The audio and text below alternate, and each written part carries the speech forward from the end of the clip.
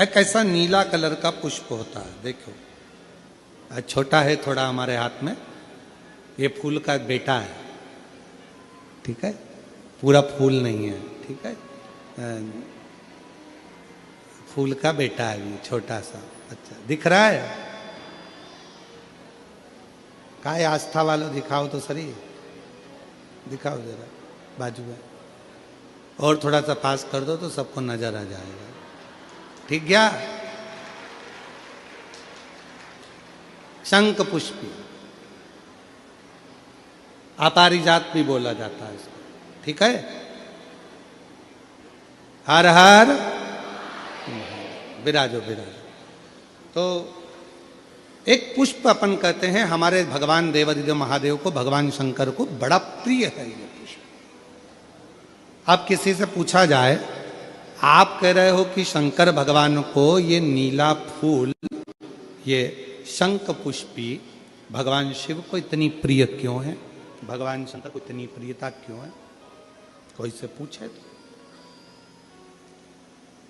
तो वो बताए चाहे ना बताए, पर शिव महापुराण का संवाद कर रहे हैं। कंठ में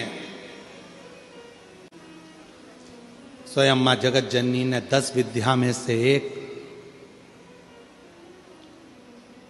मां को याद किया, और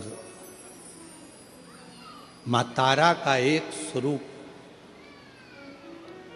मां सरस्वती के रूप में विराजमान हो गया। कंठ में रहने से विष की तपन के कारण, कंठ में रहने से विष की तपन के कारण उनका स्वरूप नीला पड़ गया।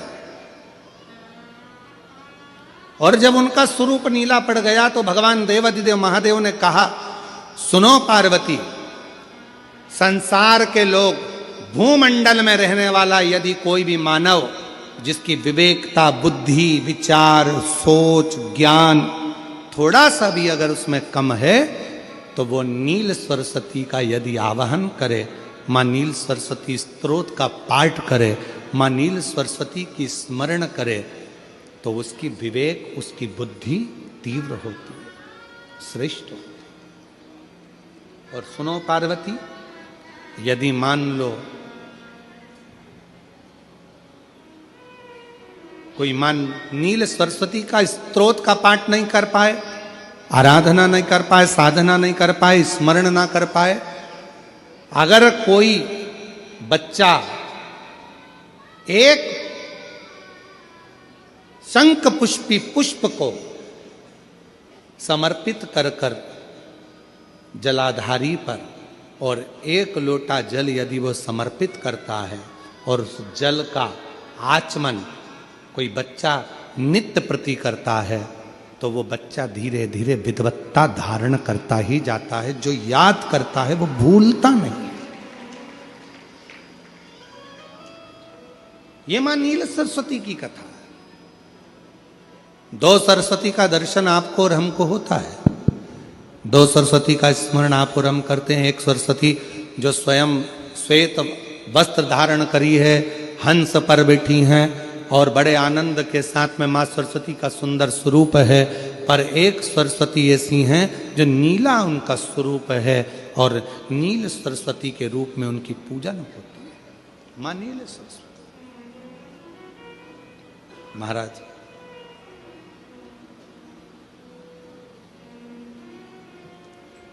जैसे कोई कोई बच्चे ऐसे होते हैं कि जन्म लेने के बाद में उनकी राल टपकती रहती है, विद्वान नहीं हो पाते, पलंग पर पड़े रहते हैं, पांव हाथ काम नहीं करते हैं, और डॉक्टरों का इलाज चलता रहता है, पर वो रिटर्न नहीं आ रहा है। ये इनको बढ़ाओ ना। बच्चों की मुख से राल टपकती रहती है, विद्वत्ता नहीं रहती, माइंड थोड़ा सा कमजोर होता है, और शरीर भी उनका थोड़ा शिथिल रहता है शरीर। तो कई लोग कह देते हैं कि ये बच्चा थोड़ा जल्दी जन्म ले लिया, इसलिए ऐसा हो गया, प्रीमेच्योर हो गया, ऐसा हो गया, वैसा हो गया। दवाइयाँ भी चलती हैं, इलाज भी चलता है, पर उसका कोई लाभ नहीं मिल पाता, और वो बच्चा पलंग पर पड़ा रहता है, राल टपकती रहती है, बुद्धि काम नहीं करती। छोटे छोटे भले वो 20 साल का हो गया, पर 8-10 साल के बच्चों जैसी उसमें विवेकता होती है, बुद्धि होती है। मेरा निवेदन है उन माताओं से, थोड़ी मेहनत आपको करना पड़ेगी उस बच्चे के लिए। अष्टमी, नवमी और चतुर्दशी 3 तिथियां पकड़ कर रखना। कौन कौन सी? जम के बोलो। अष्टमी, नवमी, चतुर्दशी। ये 3 तिथियां ऐसी हैं, चतुर्दशी अमावस्या की भी और चतुर्दशी पूर्णिमा की। अष्टमी नवमी अमावस्या की भी और अष्टमी नवमी पूर्णिमा की।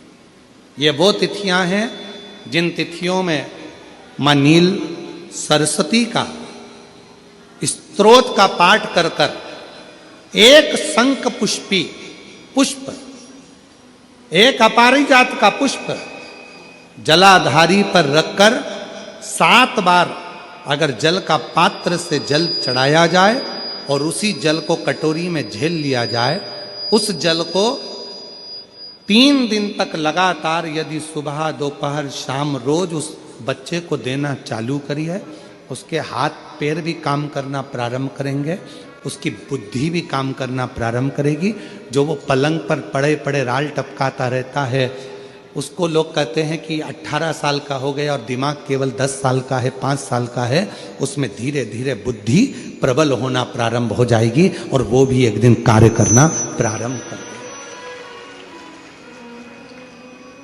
जिसको प्रीमेच्योर बच्चे भी कहते हैं। लोग कहते हैं ये बच्चा जल्दी हो गया था, ये बच्चा बीमार पड़ गया था, बचपन में इसको कोई इंजेक्शन ऐसा लग गया था, बचपन में ऐसा हो गया था, बचपन में वैसा हो गया था, गर्भाशय का जल उसके मुख में चले गया था, तो ये बच्चे की ऐसी गति हो रही है।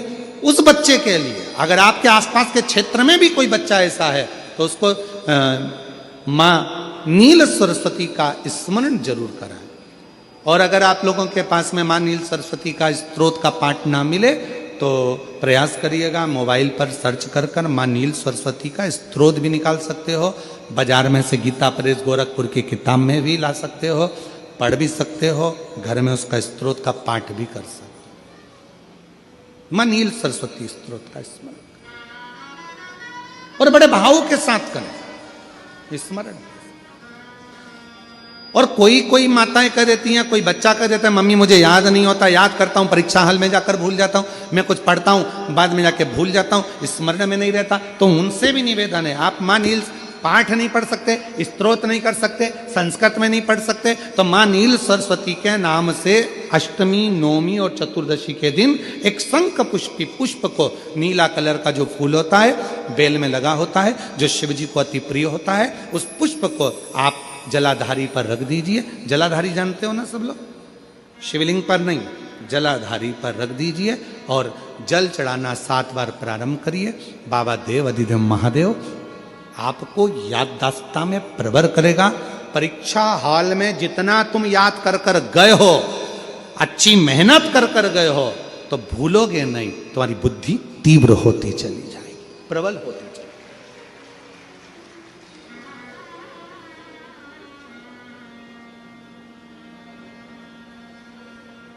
आजकल आयुर्वेद में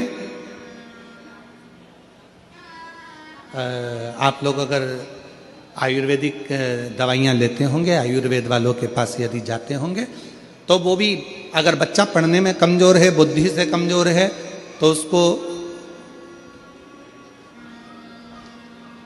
शंख पुष्पी की चाय पीने का भी कहते हैं। बाजार में आती होगी शायद, है भैया कह रहे हैं कि बाजार में वो चाय भी मिलती है, नीली चाय। महाराज याददाश्ता के लिए, उसको प्रबर करने के लिए लोग शिव कथा कर रही है। कौन सी सरस्वती? जम के बोलो, जम के जरा, पूरा तो नाम बोलो, मां नील सरस्वती। तुमने डायरेक्ट कह दिया नील सरस्वती। मां कौन लगाएगा? मां है ना अपनी, तो उसका संबोधन पूरा होना चाहिए। कौन सी सरस्वती? मां नील सरस्वती का स्मरण सुख देता, आनंद देता।